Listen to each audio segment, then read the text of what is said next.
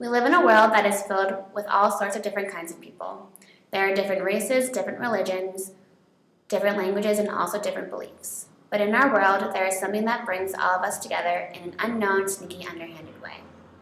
Regardless of where we live, who we are, and what kinds of language we speak, we are all affected by the media and also the subliminal messages to media such as propaganda. Shut down the devil's sound! Shut down the devil's sound! Programs are free now! Shut down the devil's sound! Propaganda can be seen as subliminal to many because we don't ever take the time to stop and think about certain ads or commercials on television and what they are really trying to get across or propose to the audience. Propaganda can be defined as the spreading of ideas and information deliberately to further one's cause and to damage another. We may not realize propaganda right away, but when looking deeper into the ads on television and also facts from news stations, we begin to see a different picture. In the article, A Propaganda Model, written by Herman and Noam Chomsky, we begin to understand that propaganda isn't just related to things such as the infamous Uncle Sam, I Want You poster, but more or less surrounds and affects our society. Mass media is viewed as a system for viewing and communicating messages and symbols throughout the world. It is the media that we include in our everyday lives, and it is assumed to be the media's job to inform, entertain, and interest individuals with the values and way of life that merges viewers into the acceptance of society. But where there is media, propaganda is not far behind. In the article, Herman and Chomsky proposed the propaganda model, which focuses on this inequality of wealth and power and its multi-level effects on mass media, interests, and choices. Also, propaganda is motorized by money and the power of the government, by which they are able to filter out messages, news, and private interests and air their ads all over the media to get the messages out to the public. So it is very easy to see how this propaganda model is sneaky to television viewers. Along with the propaganda model, Herman and Chomsky developed 5 key points, which are known as filters, that help give a better understanding to the model, but also help explain what and who is behind these subliminal messages and ads. These are called filters because they do exactly that. Filter out certain information and only show and tell what the government wants you to know, but more importantly, what they want you to think and to believe. The filters are as follows: size and ownership of media, advertising, source and reliance on experts, flack, and anti-communism.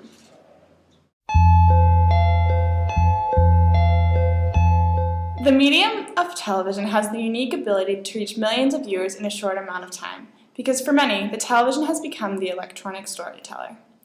Studies have found that on average, American families are watching about 7 hours of television per day. This immense amount of television being viewed gives corporations an immense amount of power and a grand opportunity to spread their views. Herman and Chomsky's propaganda model helps to show how size and concentration interplays with the propaganda model. The television medium is essentially run by 10 big companies. These 10 companies control all aspects of the medium.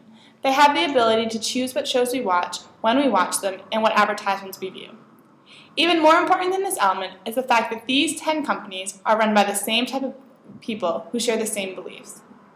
All of these company CEOs are white upper-class Americans whose beliefs are consistently being infiltrated into the images we view. The size and concentration of the big 10 corporations in control of the television medium are manipulating their political agenda into the shows we watch. The most blatant example is the Fox News Corporation and its CEO, Rupert Murdoch. Murdoch is known for being a very right-wing Republican. His goal when funding television programs on one of his many networks is to ultimately promote his Republican views. Most recently, Fox News came under fire when they outlandishly claimed that Barack Obama was a terrorist during the presidential election. They continually ran reports that supported this idea. Many uninformed voters and other right-wing Republicans began to believe this manipulated and twisted information as facts. This is exactly what Fox News set out to do when they decided to run this story.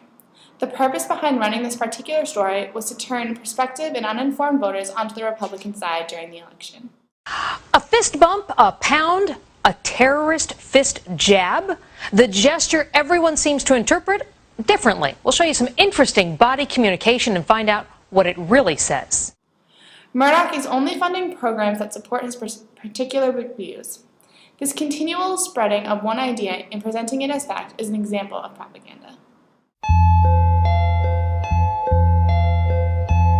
The second filter explains that the main funding source for media content is advertising, which influences the decisions media corporations make. Since advertisers put a lot of money to fund television programs, endorsers are very selective on deciding which programs to fund. Advertisers choose mediums to fund if their principles are similar to the medium's principle, which is usually culturally and politically conservative. Advertisers will also avoid funding mediums that participate in ideas that are too serious and may cause controversy. Media corporations know that programs that are lightly entertaining and fit into an advertiser's product or service will attract endorsers. To do this, media businesses use a sales tool to approach an advertiser, which is called the Client Audience Profile, also known as CAP. By using this strategy, many media associations organize television schedules by noticing the interest of audience groups and if there is more of a likelihood of them being attracted to an advertiser's sale or service compared to another audience group. This shows that media companies are more concerned with attracting audience members to be able to have more funding from advertisers than to produce mediums that include the audience's opinions and ideas. An example of this filter is when Dell Computers and Domino's Pizza decided to stop sponsoring MTV's The Jersey Shore. This show is known as being controversial with the excessive amount of sex, alcohol, inappropriate language, and raunchy behavior. It's unfortunate that MTV has become really empty TV. What I would like to see is for them to pull the show. The buzz has grown to include at least one advertiser pulling its ads from the program.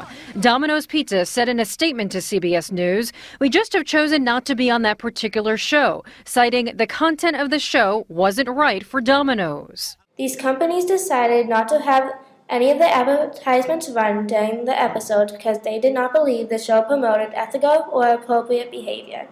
This example demonstrates how advertisers are not willing to sponsor mediums that receive a lot of negative attention.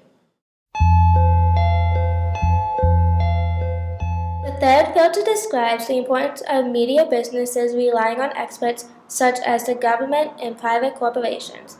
The media needs a steady flow of raw and recent news to report to the general public. However, news corporations do not want to spend money on a numerous number of reporters and expensive equipment needed to report the news. Instead, mass media focuses on resources where significant news often occurs, such as the White House and the Pentagon.